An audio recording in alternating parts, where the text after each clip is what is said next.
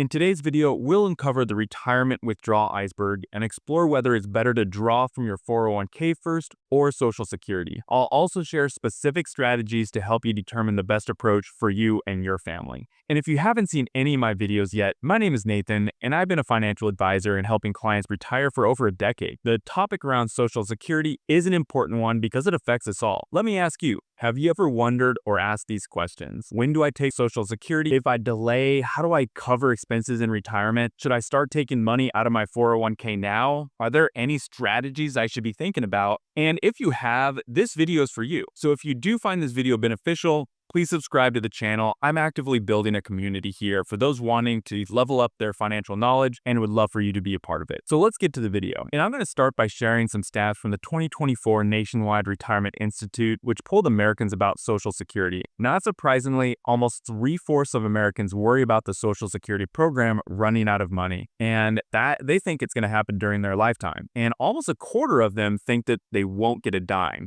And wow, that stat really surprises me. And it is pretty pessimistic thinking, but I can see where that sentiment is coming from. The Social Security website itself says the benefits are expected to be payable in full on a timely basis until 2035. That's only 10 years from now. But that's what gets the headlines, and then most people stop reading. Once the reserves are used up, continuing taxes are expected to be enough to pay 80% of the scheduled benefits, which is why the Board of Trustees proposed a permanent reduction of 20% of benefits to everyone, or 25% if they start this year. Another option would be an immediate increase in the combined payroll tax from 12.4% to 15.73%, or a combination thereof. That will push out payments for the next 75 years. One thing to note is that this doesn't include the new Social Security Fairness Act, which was just signed into law, which means there will be additional benefits paid out to a few more million people. That's great news for those receiving the additional benefits, but will certainly lead to more stress on the benefit pool. My belief is there will be increases in taxes and a delay in the earliest you can receive the benefits, so I don't think it's just going to go to zero like so many people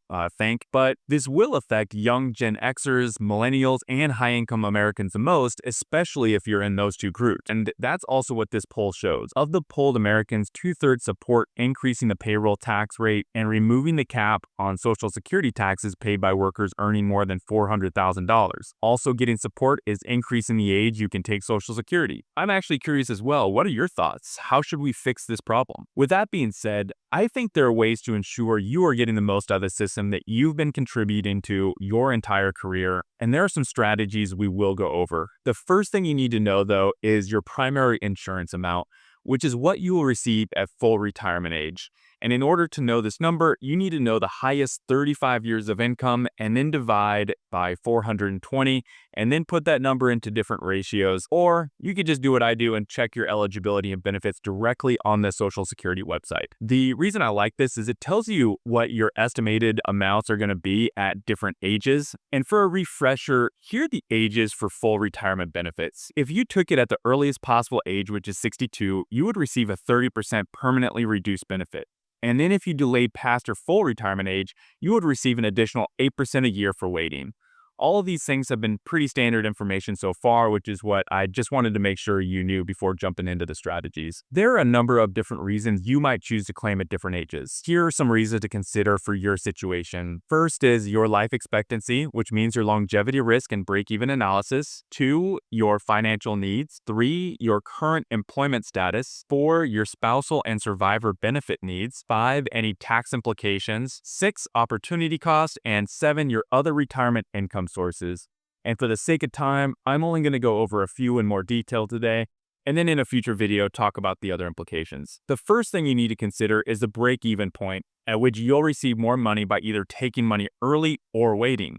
A break-even analysis for Social Security helps you figure out the age when the total benefits you receive from delaying your claim will exceed the total benefits you'd have if you received them starting earlier. Here's a simple way to think about it. Claim early and you get more years of payment, but each payment is smaller. Claim later and you get fewer payments, but each payment is larger. So by delaying your benefits from 62 to full retirement age or 70, you'll need to live past the age of 80 in order for that delay to be worthwhile. But there are two sides to this coin. Taking money early means your retirement assets can continue to grow because you'll be withdrawing less from them. And the other side being, if you do happen to run out of assets, you'll have a higher income source for the rest of your life. One other thing to consider is that if you're married and your spouse is getting a spousal benefit, then the spousal benefit will stop growing at your full retirement age. There may still be a benefit for you delaying, but it's just one more thing to consider, that the spousal benefit is locked at that 50% of your full retirement age benefit and doesn't go any higher. So here we have Frank and Joanna, where their full retirement age is 67. We're going to use linear projections, which is going to be 6.5% returns over the course of their life, and a future value, which means that inflation is in these numbers. And the reason we use that 6.5% is that they are retired, they are a little bit more risk averse, and so they wanted something that was more moderate for their retirement. And let's take a look at their baseline here, age 67. You'll notice they have $962,000 left over of future value. So when we choose to do a Social Security at age 62, what's happening is that you'll notice they have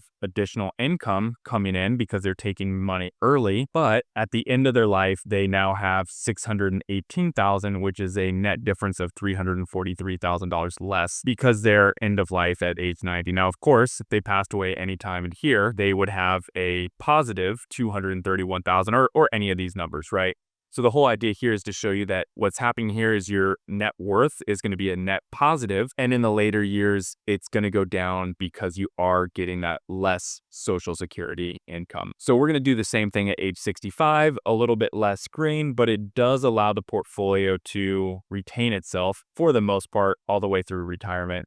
And then, of course, age 67 is the baseline, which we've already gone over. And then let's see what happens if we delay all the way to 70. And that is interesting because what we see here is that a net almost $250,000 difference from 67. So what's happening is you're delaying. So you're using more of the portfolio, in this case, 3 more years from your portfolio. So let's see, you're here at age 67, $250,000 has been taken out of the portfolio in order for them to live their life or their lifestyle. So because we have now projected a 6.5% return, that $250,000 is not growing as fast as the income benefit that they would have received from the delay in Social Security. And we also have to remember that Joanna's Social Security spousal benefit has now stopped growing at age 67 because that is their full retirement age. So that kind of goes into that principle we talked about earlier, where only his is going to grow and hers is going to stay stagnant. So in this example, you'll notice here that it wasn't actually beneficial for them to wait all the way up until age 70. So another thing to think about, right, is, well, what happens if we have different growth rates in the portfolio? Stock markets have typically given us good returns. And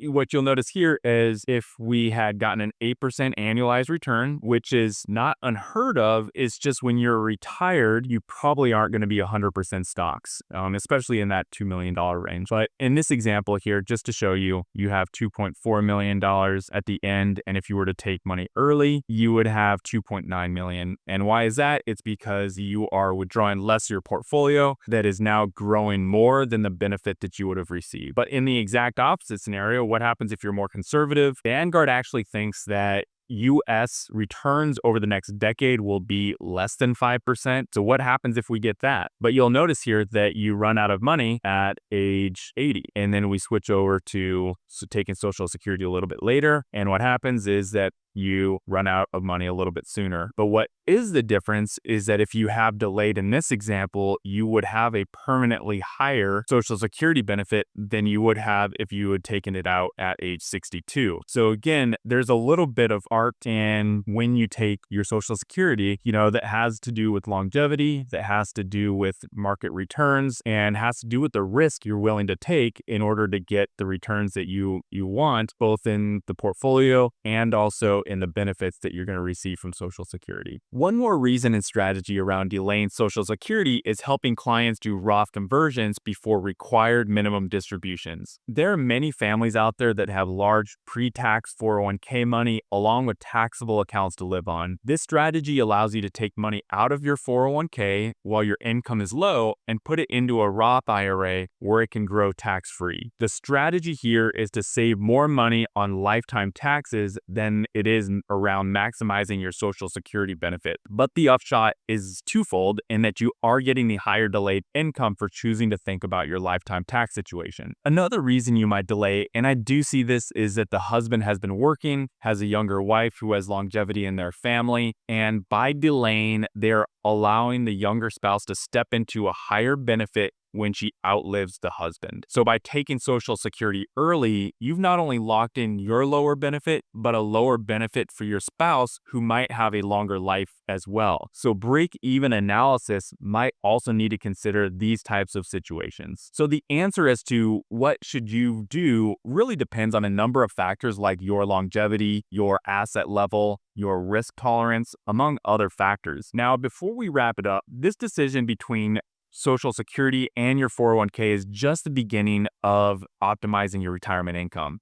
Between Social Security timing, tax bracket management, and strategic 401k withdrawals, I've found that proper retirement income planning can dramatically increase your spendable income through your retirement. The examples I reviewed today show it in real-life scenarios. The right withdrawal strategies can mean the difference between running out of money or having your wealth last for generations. If you want to optimize your retirement plan further, I put together a complimentary quiz that will help you plan for a retirement that looks better. Just click that link below, fill out the questions, and within a few minutes, you'll see if you're on track and some next steps that I take with my clients on how to live a fulfilling retirement. As always, thanks for watching this video, and I'll see you in the next one.